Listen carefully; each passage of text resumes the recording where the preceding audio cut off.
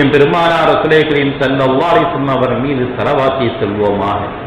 அல்லாஹும்ம ஸல்லி அலா முஹம்மது அல்லாஹும்ம ஸல்லி அலைஹி வஸல்லம் அல்லாஹும்ம ஸல்லி அலா முஹம்மது அல்லாஹும்ம ஸல்லி அலைஹி வஸல்லம் அல்லாஹும்ம ஸல்லி அலா முஹம்மது அல்லாஹும்ம ஸல்லி அலைஹி வஸல்லம் அல்லாஹும்ம ஸல்லி அலா முஹம்மது யா ரப்பி ஸல்லி அலைஹி வஸல்லம். அன்னாதம் குடும்பத்தார்கள், தோழர்கள், இமாம்கள், பெரியோர்கள், நாதாக்கள், ஷேக்மார்கள், குறிப்பாக நம்மவர்கள் அனைவர்கள் மீதும் உலக மக்கள்கள் அனைவர்கள் மீதும் அல்லாஹ்வின் சாந்தியும் சமாதானமும் கருணையும் ஈடேற்றமும் என்றென்றும் இறங்கிக் கொண்டே இருக்கட்டுமாக. ஆமீன். அல்லாஹ்வின் நல்லடியார்களே, அருமை பெரியார்களே, நாம் அரபி பாடங்களை படித்திருப்போம். அரபியிலே அலிஃப் பா என்று வரிசையாக ஓதியிருப்போம். அப்படி ஓதுகின்ற நேரத்திலே முதல் எழுத்து அலிஃப், அது நிமிர்ந்து கொண்டிருக்கின்றது அல்லாஹ் ஒருவன் என்று சொல்லிக் கொண்டு. அந்த அலிஃப் அல்லாஹ் ஒருவன், அவனே அகிலத்தை படைத்து ரச்சித்து காப்பாற்றக்கூடியவன் என்ற ஒரு சொல்லை அந்த அலிஃப் நமக்கு சொல்லாமல் சொல்லிக் கொண்டே இருக்கின்றது. முதல் எழுத்து லா இலாஹ இல்லல்லாஹ் என்று நம் கலிமாவை சொல்லி இருக்கின்றோம், அல்லாஹ்வை ஏற்றுக்கொண்டோம். அரபி எழுத்தை முதலில் ஓதும் பொழுது அலிஃப் என்று ஆரம்பித்து அல்லாஹ்வை ஞாபகப்படுத்திக் கொண்டு அடுத்த எழுத்தாகிய பே அல்லது பா என்ற எழுத்துக்களை கவனிக்கும் பொழுது எந்த அளவுக்கு அது பணிவாக குறுகியதாக இருக்கின்றது என்று நாம் சிந்தனை செய்து பார்க்க வேண்டும். அதைத்தான் அரபி எழுத்துக்கள் நமக்கு சொல்லி காட்டுகின்றன. பணிந்தால் வெற்றி நமக்கு நிச்சயம். எவ்வளவு பணிகின்றமோ அவ்வளவு பணியுங்கள் என்று அல்லாஹ் தஆலா சொல்லி காட்டுகின்றார். ஆகவே தான் அடுத்த எழுத்து அல்லாஹ்வுக்கு அடுத்த எழுத்து பே அல்லது பா என்ற எழுத்து பணிவாக குழிவாக அது நமக்கு எடுத்து காட்டுகின்றது. ஆகவே தான் எந்த ஒரு செயலையும் ஆரம்பிக்கும் பொழுது பிஸ்மில்லாஹிர் ரஹ்மானிர் ரஹீம், அதிலே பிஸ்மி என்று எடுத்து முதல் பே என்று தான் ஆரம்பிக்கின்றது. நான் பணிவாக இறைவனின் பெயரை கொண்டு ஆரம்பம் செய்கின்றேன், பணிவாக இறைவனின் பெயரை கொண்டு சாப்பிடுகின்றேன், பணிவாக இறைவனின் பெயரை கொண்டு எல்லா செயல்களையும் செயல்படுத்துகின்றேன் என்று பணிவை ஞாபகப்படுத்த வேண்டும் என்பதற்காக வேண்டி குர்ஆனிலே ஓதும் பொழுது பிஸ்மியை பே என்று அல்லாஹ் தஆலா ஆரம்பிக்கின்றான். அந்த பணிவுதான் எல்லா இபாதத்திலும் வர வேண்டும் என்று அல்லாஹ் ஆசைப்படுகின்றான். நாம் மலை ஏறுகின்றோம், நிமிர்ந்து நெஞ்சை நிமிர்த்தி கொண்டு மலை ஏற முடியுமா? உயரத்தில் ஏறவே முடியாது. குனிந்து கொண்டுதான் உயரத்தில் ஏற முடியும். நிமிர்ந்து கொண்டு ஏறினால் குப்பர் அடிக்க விட வேண்டியதுதான்.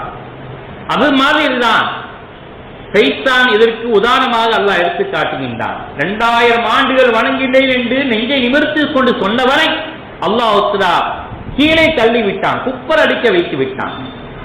இந்த வணக்கம் எனக்கு தேவையில்லை, நீ நிமிர்ந்து 2000 ஆண்டுகள் வணங்கி நெஞ்சை நிமிர்த்தி கொண்டு சொல்வது எனக்கு அவசியமில்லை என்று அல்லாஹ் தஆலா சைத்தானை கூட முகங்குப்புற அடிக்க வைத்து விட்டான்.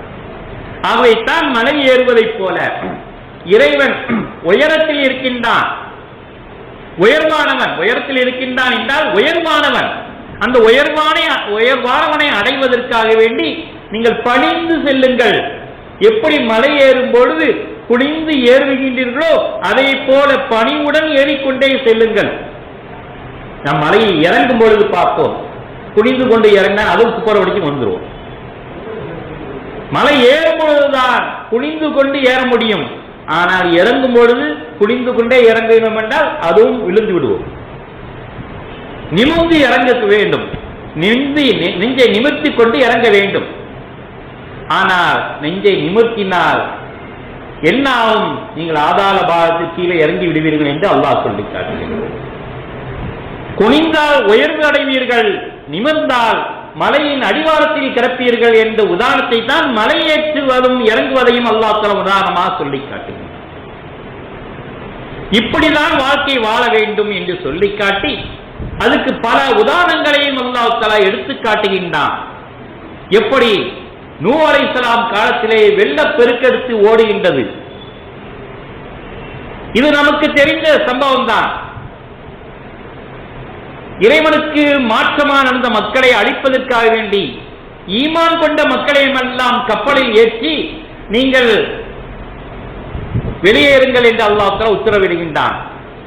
அப்பொழுது மலைகளை பார்த்து அல்லாஹ் சொல்லி காட்டுகின்றான், என்னுடைய தூதர் என்னுடைய நபி நூஹ் அலைஹிஸ்ஸலாம் அவர்கள் அவருடைய கப்பல் உங்களுடைய மலையின் ஓரத்திலே ஒதுங்க இருக்கின்றது, அது அருள் பெற்ற மலையா இருக்கின்றது, அந்த மலைதான் கண்ணியமிழந்த மலையா இருக்கின்றது என்று அல்லாஹ் தஆலா பறைசாட்டுகின்றான்.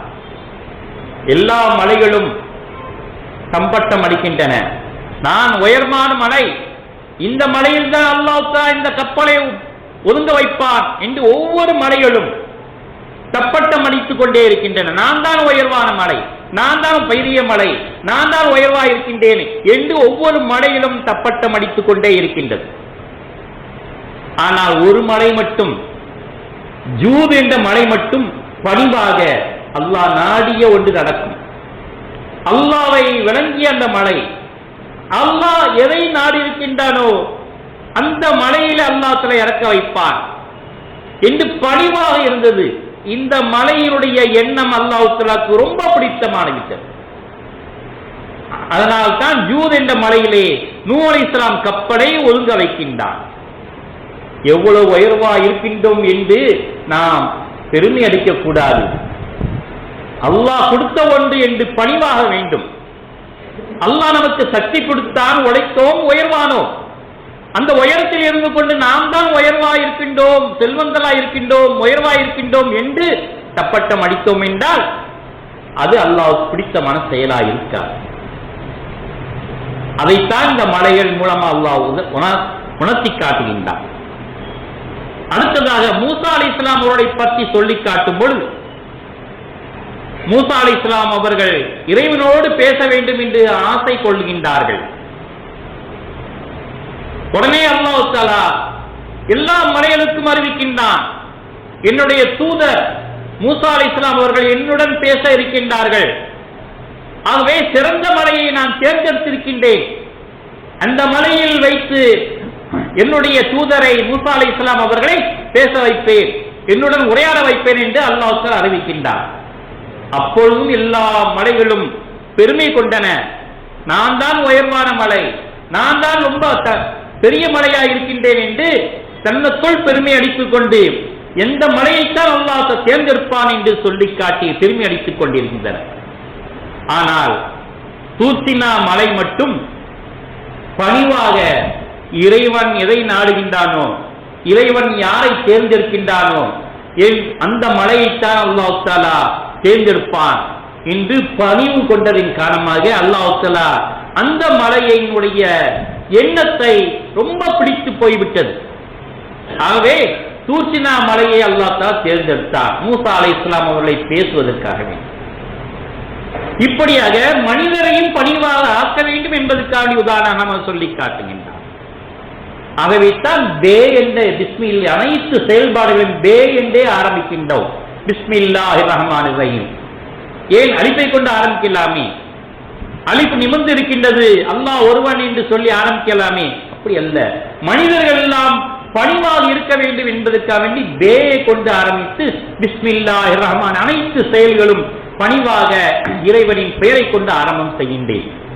இன்று நாம் உள்ளத்திலே பணிவு வர வேண்டும் என்று அல்லாஹ் தஆலா ஆசைப்படுகின்றார். அடுத்ததாக யூனுஸ் அலைஹிஸ்ஸலாம் அவர்களை பற்றி பேசும் பொழுது கடலில் உள்ள அனைத்து மீன்களுக்கும் அல்லாஹ் தஆலா அறிவிக்கின்றான், என்னுடைய ஹபீபை உங்கள் இனத்தில் ஒரு மீனை தேர்ந்தெடுத்திருக்கின்றேன், அந்த மீன் வயிற்றில் என்னுடைய தூதரை தங்க வைக்க போகின்றேன், ஆகவே அதற்கு நீங்கள் தயாராக இருந்து கொள்ளுங்கள் என்று அல்லாஹ் தஆலா அறிவித்த உடனே அந்த மீன்கள் எல்லாம் பெருமை அளித்தன, நான் தான் பெரிய மீன், எனக்கு விசாலமான வயிறு இருக்கின்றது, அவர்களை சொகுசாக வைத்துக் கொள்ள இடம் இருக்கின்றது, ஆகவே என்னைத்தான் தேர்ந்தெடுப்பான் என்று ஒவ்வொரு மீன்களும் பெருமை அடித்துக் கொண்டன. அதிலே ஒரு மீன் மட்டும் அல்லாஹ் நாடிய ஒன்று, அவன் யாரை தேர்ந்தெடுக்கின்றானோ அவனைத்தான் அல்லாஹ் தஆலா விரும்பிய ஒன்றாக இருக்கின்றது, ஆகவே அவன் தேர்ந்தெடுத்த மீன் அல்ஹம்துலில்லாஹ் என்ற அந்த மீன் சொன்ன வார்த்தை அல்லாஹ்வுக்கு ரொம்ப பிடித்தமாகிவிட்டது. அந்த மீனை தேர்ந்தெடுத்து யூனுஸ் அலைஹிஸ்ஸலாம் அவர்களை தங்க வைக்கின்றார். பணிவு எவ்வளவு பெரிய உயர்வை தருகின்றது. அந்த மலை ஜூத் என்ற மலை நூஹ் அலைஹிஸ்ஸலாம் கப்பலை தாங்கக்கூடிய உயர்வை பெற்றது. தூர்சீனா மலை மூசா அலைஹிஸ்ஸலாம் அவர்களும் இறைவனும் பேசக்கூடிய பாக்கியம் பெற்றது. நூஹ் அலைஹிஸ்ஸலாமுடைய அந்த யூனுஸ் அலைஹிஸ்ஸலாம் அவருடைய தாங்கக்கூடிய பாக்கியத்தை இந்த மீன் பெற்றது என்றால் பணிவு ரொம்ப அவசியமாயிருக்கின்றது. அடுத்ததாக பறவை இனங்களுக்கும் பூச்சி இனங்களுக்கும் அல்லாஹ் அறிவிக்கை கொடுக்கின்றான். பறவைகளே, பூச்சிகளே, சிறு சிறு பறவைகளே, உங்களுக்கெல்லாம் நான் ஒரு அழகிய ஒரு அற்புதத்தை விளங்கப் போகின்றேன். என்ன அற்புதம் என்று தெரியுமா?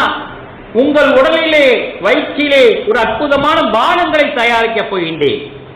அது மனிதனுக்கு மிகவும் பிரயோஜனமான பானமாக உருவாக்கப் போகின்றேன் என்று அல்லாஹ் தஆலா அறிவித்த உடனே அனைத்து பறவைகளும் நான் தான் அழகா இருக்கின்றேன், அல்லாஹ் என்னைத்தான் தேர்ந்தெடுப்பான், நான் தான் மிக சுறுசுறுப்பா இருக்கின்றேன், அல்லாஹ் என்னைத்தான் தேர்ந்தெடுப்பான் என்று ஒவ்வொரு பறவைகளும் தம்பட்டம் அடித்துக் கொண்டே இருக்கின்றன.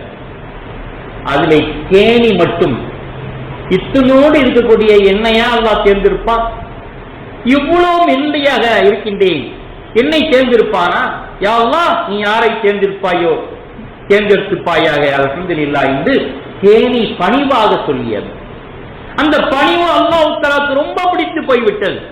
அந்த தேனியை அழைத்து, உன்னுடைய எண்ணம் எனக்கு ரொம்ப பணிவாக இருக்கின்றது, உகந்ததாக இருக்கின்றது, உன்னுடைய வார்த்தை தெளிவான வார்த்தையாக இருக்கின்றது, ஆகவே உன்னை நான் தேர்ந்தெடுக்கின்றேன், உன்னை பற்றி குர்ஆனிலே மிக பெரியதாக நான் எழுதுவேன் என்று அல்லாஹ் சொல்லி தேனியை தேர்ந்தெடுத்து தேனை உருவாக்க வைத்தான் என்றால் பணிவு எவ்வளவு உயர்வாகிறது என்பதை நாம் சிந்தனை செய்து பார்க்க வேண்டும்.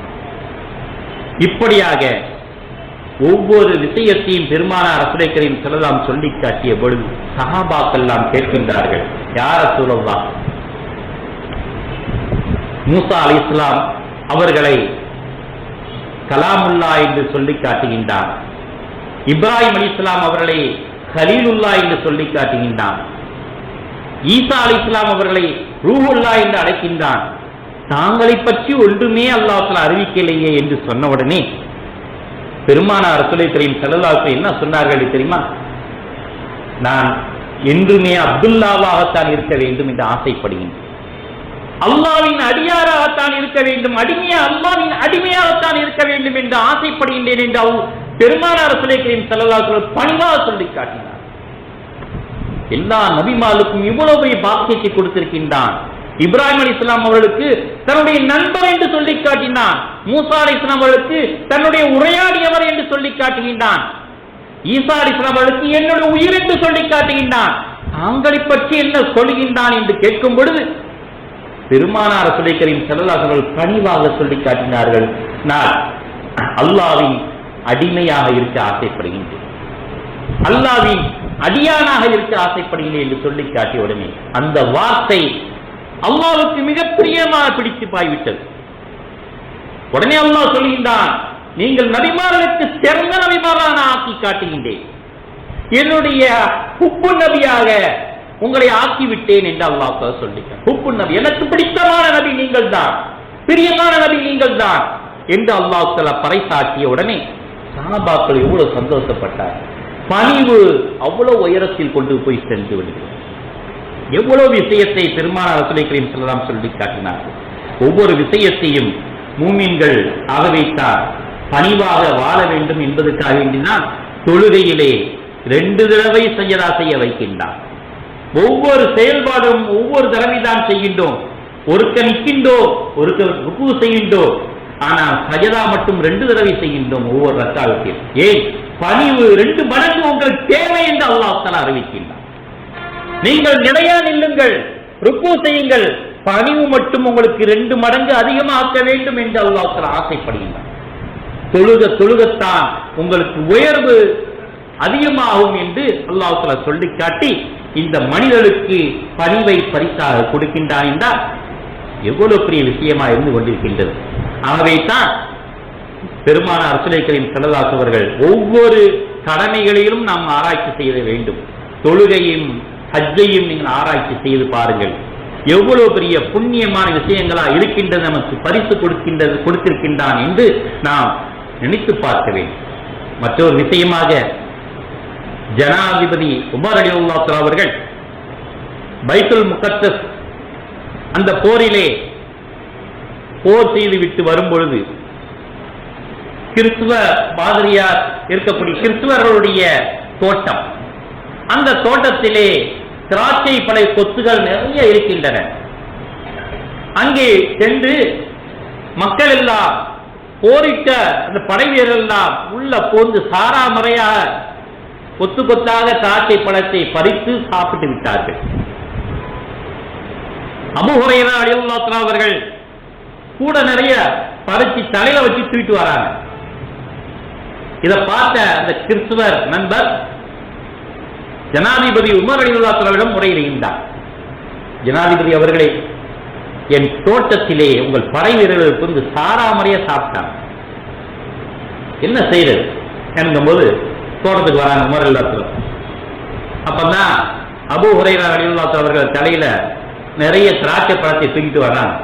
உடனே கேட்கிறாங்க, வான்தா அய்வான் யா அபா ஹுரை, அபூ ஹுரைராவே நீங்களுமா இப்படி எவ்வளவு கண்ணியமான மனிதராக இருக்கு, நீங்களுமா ஒரு அடுத்த தோட்டத்தில் நுழைஞ்சு இப்படி திராட்சை பழத்தை தலையை தூக்கிட்டு கொண்டு வரீங்களே, நீங்களுமா அப்படி செய்யறது என்று கேட்கிறார். உடனே அபூ ஹுரைரா ரலியல்லாஹு அன்ஹு சொல்லி காட்டினார்கள், யா அமீருல் முஃமினீன் அஸாபத்தனா மஹ்மஸத்துன் ஷதீதத்துன், வயிறு எங்களுக்கு கடாமுடன் ஆயிடுச்சு, பசியில வயிறு கடாமுடன் ஆயிடுச்சு, என்ன பண்றது எங்களுக்கு தெரியல.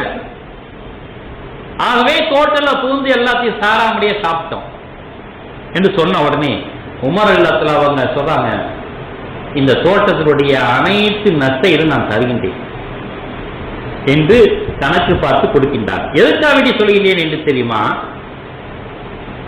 இந்த பசி இல்லை என்றால், பசி வந்தால் பத்தும் பறந்துவிடும் என்று சொல்வார்கள். எவ்வளவு பக்குவமாக பெருமானார் ரசூலுல்லாஹி ஸல்லல்லாஹு அலைஹி வஸல்லம் கற்று தந்திருக்கின்றார்கள்.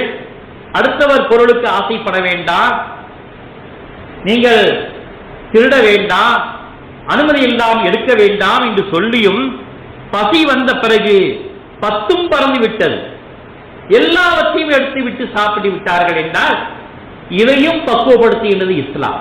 ஒன்று பணிவை சொல்லித் தருகின்றது, அடுத்தவருக்கு இடைஞ்சல் தரக்கூடாது என்பது அடுத்த விஷயத்தை இஸ்லாம் நமக்கு போதித்து தருகின்றது.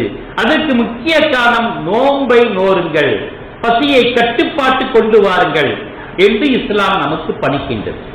தொழுகையின் மூலமாக பணிவை கொண்டு வந்து, நோம்பின் மூலமாக ஆசைகளை முட்டுக்கட்டை போட்டு நீங்கள் கட்டுப்பாடாக வாழுங்கள் என்று நமக்கு சொல்லித் தந்து, ஹஜ்ஜிலே அத்தனை விஷயங்களும் அடங்கியிருக்கின்றது என்று பெருமானார் ரசூலுல்லாஹி ஸல்லல்லாஹு அலைஹி வஸல்லம் சொல்லி காட்டினார்.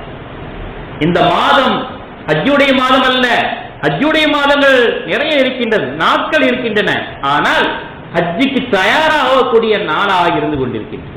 ஆகவே தான் நம் உள்ளங்களை பக்குவப்படுத்துவதற்காக வேண்டி பணிவையும் பசியையும் நீங்கள் தயார்படுத்திக் கொள்ளுங்கள் என்று பெருமானார் ரசூலுல்லாஹி ஸல்லல்லாஹு அலைஹி வஸல்லம் சொல்லி காட்டி ஹஜ்ஜை நமக்கு கடமையாக்கி இருக்கின்றார்கள். சஹாபாக்கள் சொல்கின்றார்கள், சுஇல ஐயில் அமல் அஃபல், அமலிலே சிறந்த அமல் எது என்று கேட்கின்றார்கள். பக்கால ரசூலுல்லாஹி ஸல்லல்லாஹு அலைஹி சொல்லி காட்டினார்கள், ஈமான் பில்லாஹ் வ ரசூலிஹி, அல்லாஹ்வையும் ரசூலையும் கொண்டு ஈமான் கொள்வது. கீழ அடுத்து சும்மமாத அடுத்த என்ன விஷயம்? கால அவங்க சொல்லி காட்டினால் ஜிஹாத் ஃபீ சபீலில்லாஹ், அல்லாஹ்வின் பாதையிலே போர் செய்வது. கீழ சும்மமாத அதுக்கு பிறகு என்ன விஷயம்? கால சொல்லுகிறார் ஹஜ் மப்ரூரா, ஏற்றுக்கொள்ளப்படக்கூடிய ஹஜ்ஜை செய்வது என்று சொல்லி காட்டுகிறார். அதுக்குத்தான் இவ்வளவு பக்குவம். பணிவும் பசியையும் அடக்கிக் கொண்டு தொழுகையை பேணிக்கொண்டு அடுத்த நிலைமைக்கு போவது ஹஜ்ஜா இருக்கின்றது. மற்றொரு விஷயத்திலே சொல்லி காட்டும் பொழுது, மன் ஹஜ்ஜலில்லாஹி ஃபலம் யர்ஃபசு வலம் யஃப்சுகு, எந்த ஒரு பாவமான காரியங்களில் ஈடுபடாமல் ஒருவன் அல்லாஹ்வுக்காக வேண்டி ஹஜ் செய்தால் அந்த ஹஜ்ஜி ரஜ கயோமு வலதத்து உம்மு, உம்மா வயிற்றிலிருந்து பாவமில்லாத குழந்தையை வந்தது போல நீங்கள் வருவீர்கள், அன்று பிறந்த பாலகனாக வருவீர்கள் என்று பெருமானார் ரசூலுல்லாஹி ஸல்லல்லாஹு அலைஹி வஸல்லம் சொல்லி காட்டினார். ஆகவே அருமை பெரியார்களே, அந்த ஹஜ்ஜைக்கு நாம் தயாராக வேண்டும். ஏனென்றால் அல்லாஹ் தஆலா குர்ஆனிலே சொல்லி காட்டினான், வஅஸின் ஃபின்னாஸி பில் ஹஜ். இப்ராஹிம் அலைஹிஸ்ஸலாம் அவர்களை பார்த்து சொல்லுகின்றான், ஹஜ்ஜி கடமையாவதை பற்றி மக்களுக்கு அறிக்கை விடுவீராக. ஏனென்றால் யதூக ரிஜாலன் அலா குல்லி லாமிரின் யதீன மின் குல்லி ஃபஜ்ஜின் அனீக். அவர்கள் நடந்தும் வெகு தொலைவாக வருவார்கள், மெலிந்த ஒட்டகங்கள் மூலமாக வருவார்கள், வெகு தொலைவில் இருந்து வருவார்கள் என்று அல்லாஹ் தஆலா சொல்லிக்காட்டி லியஷ்ஹது மனாஃபியலஹும், ஏனென்றால் தங்களுடைய பலன்களை அடைவதற்காக வேண்டி என்று அல்லாஹ் தஆலா சொல்லிக்காட்டி, அந்த பலன்களை அடைய வேண்டும் என்றால் நாம் ஹஜ்ஜை நிறைவேற்ற வேண்டும். அதற்குண்டான ஏற்பாடுகள் நம் காரைக்காலிலே நடைபெற்றுக் கொண்டிருக்கின்றது. எவ்வளவு தயாராகின்றமோ மனு கொடுக்க வேண்டுமோ ஹஜ்ஜிக்கு மனு கொடுத்து நீங்கள் அதுக்குண்டான ஏற்பாடை தயாராக கொள்ளுங்கள். அல்லாஹ் தஆலா நம்முடைய ஹஜ்ஜை ஏற்றுக்கொள்வானாக. யா அல்லாஹ், நாங்கள் இளமையா இருக்கின்ற பொழுதே ஹஜ்ஜுடைய பாக்கியத்தை எங்கள் தந்தருள்வாயாக. முழுமையாக எங்களை ஒருவர் தூக்கி தாங்கி செல்லக்கூடிய காலத்திலே எங்களை ஹஜ்ஜை நிறைவேற்றக்கூடிய சக்தியை கொடுத்து விடாதே அல்லாஹ். நாங்கள் தயாராக இருக்கக்கூடிய இளமையான பருவத்திலே எங்களுக்கு ஹஜ்ஜை செய்யக்கூடிய பாக்கியத்தை தந்தருள்வாயாக. அந்த ஹஜ்ஜை ஏற்றுக்கொள்ளக்கூடிய ஹஜ்ஜாக நீ ஒப்புக்கொள்ளக்கூடிய ஹஜ்ஜாக நீ ஏற்றுக்கொள்வாயாக. வாஹிர் அல்ஹம்துலில்லாஹி ரப்பில் ஆலமீன். பாரக்கல்லாஹு லனா வ லக்கும் பில் குர்ஆனில் ஹதீம் வ நஃபஅனா வ இய்யாக்கும் பில் ஆயாத்தி வ ذிக்ரில் ஹகீம். இன்னஹு தஆலா ஜவாதுன் கரீம். மலிக்குல்